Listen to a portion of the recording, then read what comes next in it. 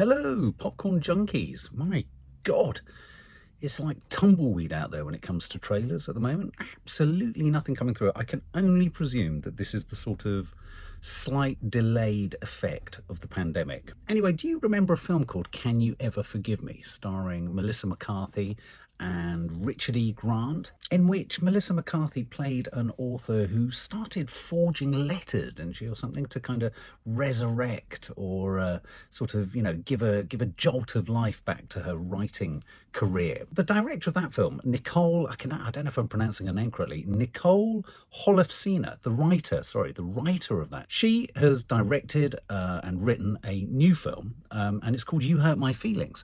She's obviously in a comfort zone writing or writing and directing films about writing. This is called You Hurt My Feelings, and this stars a wonderful actress called Julia Louis-Dreyfus, who I know best from Veep, which is that brilliant sort of, off the cuff, shot from the hip kind of, observational documentary comedy by the team that brought us The Thick of It, set in Washington, where she plays the Vice President of the United States. I enjoyed it. I don't know. For me, it didn't quite carry over. It wasn't as impactful for me as The Thick of It was, but she was great in it. She's fabulous. She's a fabulous comic actress, and I like the premise for this. This is about a woman called Beth, played by Louis-Dreyfus, and she's a writer who's in a sort of relationship. She overhears him saying something not too flattering about some of her writing. This is something we all live in an absolute fear of and dread, isn't it? You sort of show something you've written or you show something you've made to those closest to you. They don't want to offend you. They just tell you it's good, but you're kind of hunting and searching for where they perhaps didn't think it was good. It's really important that you get with that sort of stuff on a sort of, be blunt and be honest with me. Tell me what you really think. Otherwise, you're going to be led down the garden path and it's going to be catastrophic. So it's a great premise. This comes from the hot film production distribution label A24, which obviously is tickety-boo, having won almost every Oscar under the sun for Everything Everywhere All at Once. So they're on a high. Any film that kind of gets picked up by A24 has the sort of seal of approval sort of printed on it. I liked Can You Forgive Me, but I can't say even the writing. I felt it kind of, it lacked being able to go the extra yard. It didn't feel as smart or as witty or as clever as I think it thought it was. So, it was brilliantly performed and acted by Melissa McCarthy and Richard E. Grant, for which he was nominated for an Oscar too. But I just found the writing not as smart as it thought it was, actually, to be honest with you. So let's hope this doesn't fall foul of the same issue. What kind of story were you thinking about, Hal? Something in a prison. Oh, all right. And what about a prison interests you? Jail. For sure. Happy anniversary. We're so lucky. Yeah. So, Elliot tells me you're a writer. In your last one, it should have done better. There's lots of new voices. Refugees, cancer, murder, abuse. I'm an old voice. You're the best voice. Maybe if Dad hadn't just been verbally abusive, it would have been a bestseller. Don't say that. Your memoir was great. Your new book is great. How are you? Feeling a little off my game. The only reason she makes me a salad is because she wants me to lose weight, which is passive-aggressive. I want you to be healthy. Doesn't matter. Can you shut up and keep talking? Don, you want to intervene here? We can do this at home. Maybe Milani looks tired. I'm aging. What are you, nuts? You get Botox? Well, I just get a little bit right here. I can still move my eyebrows. Watch. It's so expressive. Look. Come on, we'll go sneak up on him. Can you say anything? No, I can't. It feels too late. Oh my God.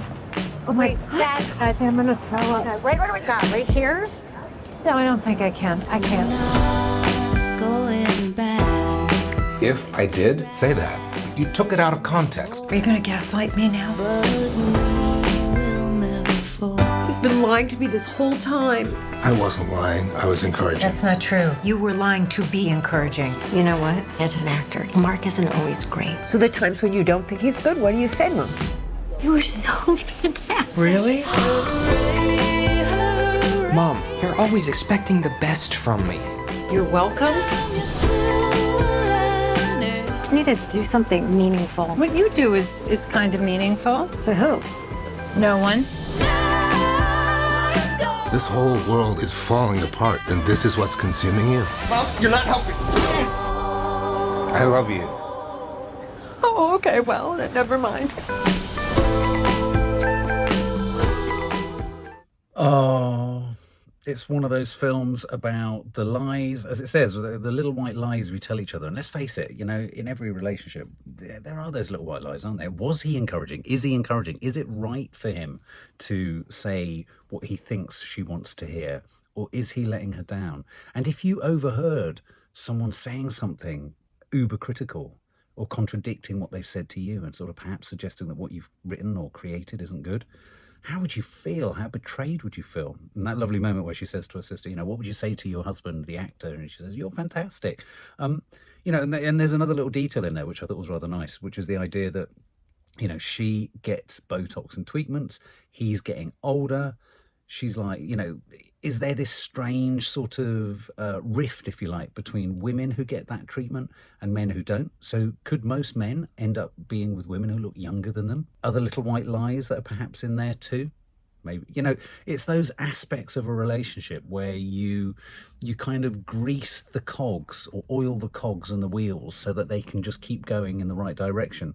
Or should you actually say it as it is and sort of, you know, hit them between the eyes, shoot between the eyes, as they say? I wrote something I'm writing something at the moment, and Nadia looked at it and she very constructively said, I think you just need to change this opening part of it. The rest of it's good, but I just think you need to just rethink those opening 2 lines. And she was right. And in a sense, we have to make sure, us creatives, that we are receptive to constructive criticism. You can deliver the information in a nice way, but I don't know, it's a very gentle looking comedy, isn't it? I was getting sort of, I hate to use his name, but I was getting sort of early Woody Allen type vibes, Annie Hall, Manhattan, those kind of films. She looks good. I mean, I don't think it's going to be laugh out loud. It's going to be sort of very gentle. But, you know, I recognise the bookshop. I think it's set in New York. I do fancy a little bit of a sort of light New York comedy type thing. So yeah, what do you think, guys?